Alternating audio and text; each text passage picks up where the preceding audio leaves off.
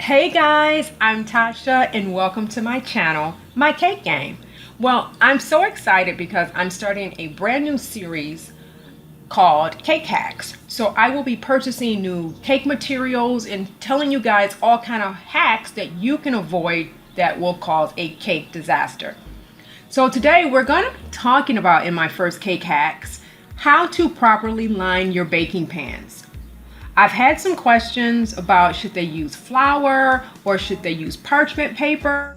And I'm going to tell you the truth. When it comes to cakes, which tend to be a little bit lighter, I use parchment paper. When I'm making a pound cake, something that's extremely heavy and dense, I use plenty of butter and flour. And sometimes I'll even double it because I use bundt pans.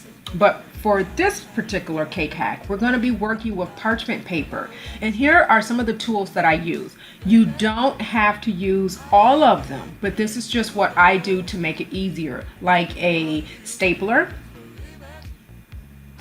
scissors to cut the parchment paper, of course. You need a pencil or a pen, and you need your pans. Okay, so I've already taken my parchment paper and kind of got it ready beforehand. And I'm going to show you, I just pull the parchment paper out and I fold it in half and I staple it. Some people would say, why in the heck do you staple it?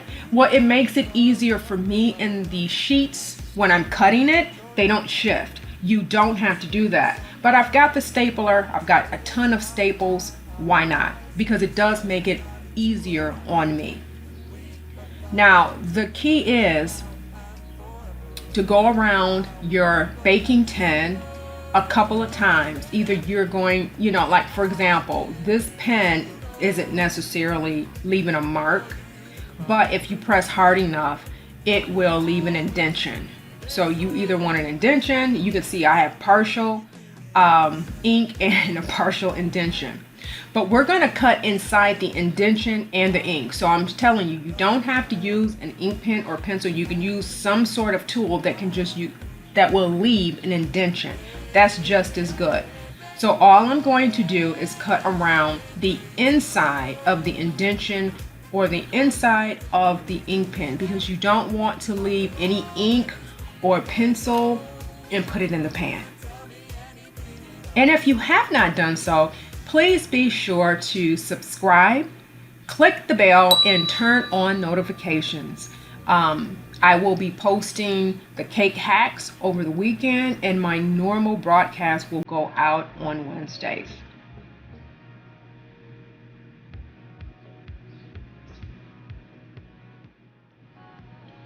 Now, before I did used to use flour and the butter, but I found that it really just left the flour residue all over my cakes, and I didn't care for that. Now you see how easy that was.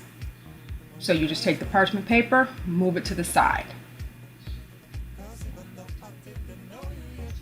I use Parkway instead of my expensive butter to line my pans with, because it's really inexpensive and it lasts forever.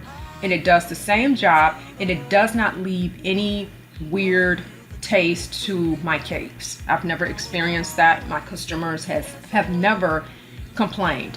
Now, when you put the parchment paper in, you want to put it in the way that it's folded in. You don't want to put it in that way. So you want to, if it's folded in under, you want to put it in the pan in that direction. And then that way it'll keep it from wanting to pull up against the margarine.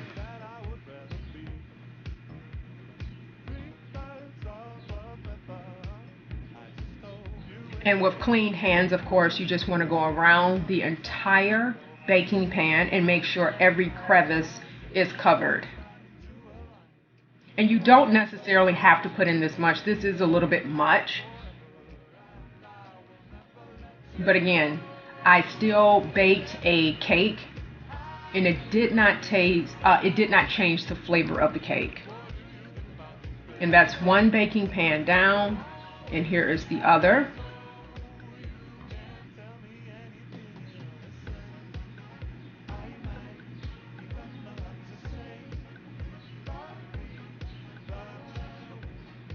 And if you can't find the Parkway, if you have even lard, you can use a small amount of that. It depends on where you are in the world, because everybody may not have access to Parkway. I just found that it's definitely cheaper, for me to use that, because the butter that I use is pretty expensive. So now that we've got that done, I'm just going to go clean my hands off, and I'm going to show you how easy it is just to apply it. And for me, the cleanup is much nicer than the cleanup with, the flour and the butter. That tends to leave a little bit of a mess for me. And you just go in and take your finger around the rim, the edge, and just put the bottom of the parchment paper. Well, put the parchment paper in the bottom of the pan. And you just do the same thing. You just want to make sure that you're getting every crevice in the corner, because you don't want your cake to stick to the corner of the baking pan.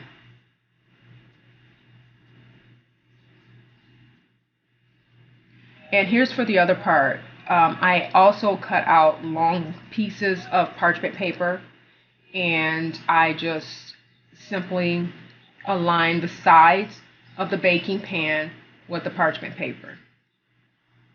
Once you begin doing this, I don't think you will want to go back to flour and butter, because it's just so much easier.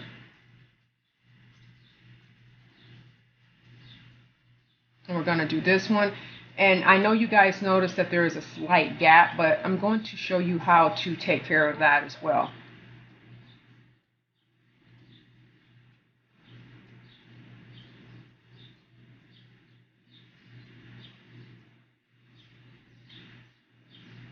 Perfect.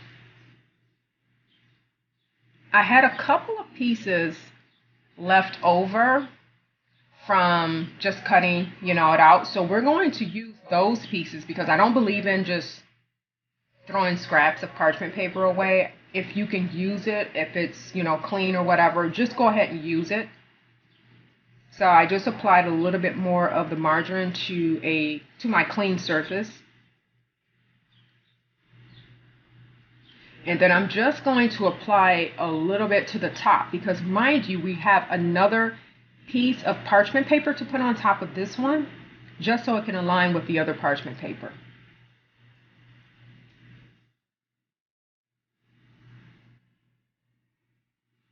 And see how easy it sticks? And trust me, it's not going to move at all.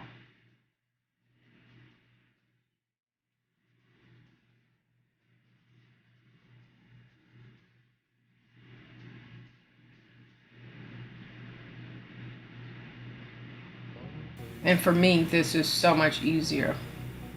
It may seem like it's more work than just throwing flour and butter, and trust me, this is much more easier. The cleanup is easier, and like I said, my butter I purchased is really expensive, so for me this is definitely a better choice. And you can see here you have both of your parchment pans, and we're done. And it's an easy cleanup. Now I'm going to show you how I actually pull out the parchment paper and fold it. So I just pull out a big hunk, and I just simply fold it over as such. And then with like a blade or something, I just cut it along the seam.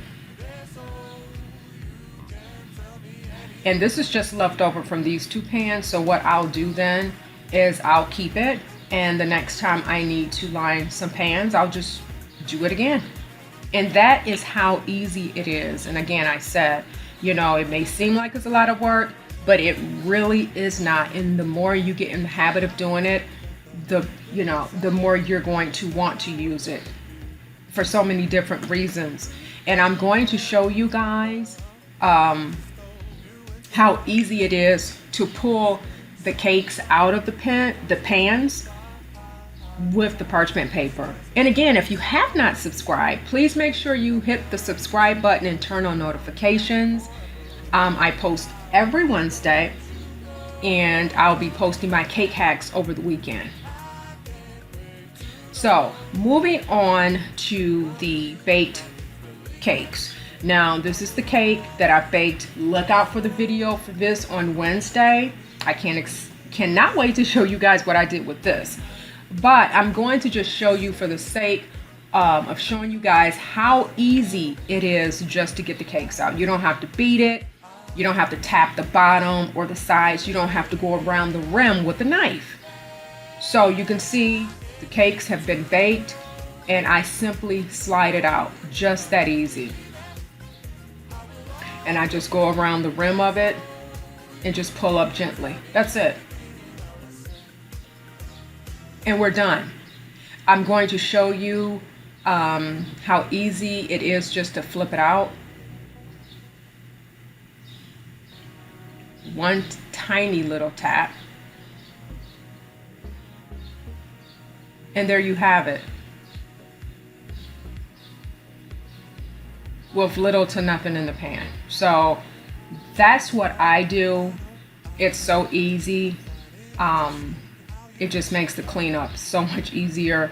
And these are the 2 cakes that I will be presenting to you guys on Wednesday.